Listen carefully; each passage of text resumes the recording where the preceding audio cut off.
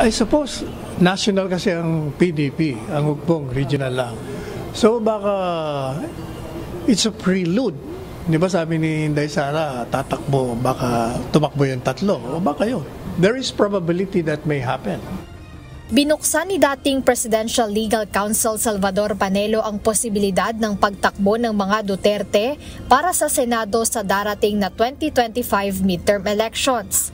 Ayon sa kanya, ito ay sila dating Pangulong Rodrigo Duterte, Davao City 1st District Representative Paulo Pulong Duterte at si Davao City Mayor Sebastian Baste Duterte. Paliwanag ni Attorney Panelo na ang posibleng pagtakbo, partikular na ni dating Pangulong Duterte, ay maaaring maudyukan ng hiling o panawagan ng publiko na siya ay tumakbo. Well, people's clamor in the same way that he responded to the people's clamor and demand for him to run in 2016. Hindi ba ayaw niya? Took me even 10 years to persuade, convince, to harass him.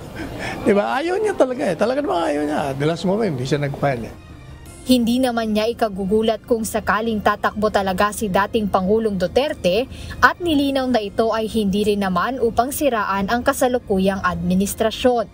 Si Presidente Duterte nagtanim ng maraming legacy and ang feeling niya na wawala lahat ito.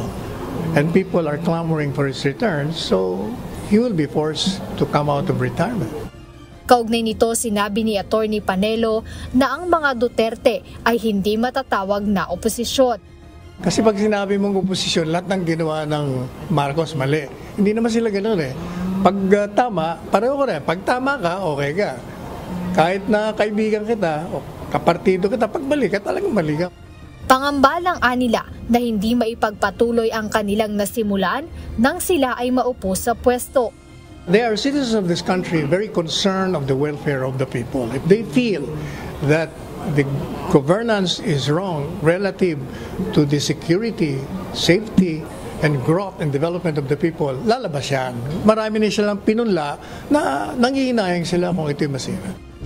Kumpiyansa rin ang dating Presidential Legal Counsel na mataas ang tsansang manalo ng Duterte-Duterte tandem kung sila ay may planong tumakbo para naman sa 2028 elections.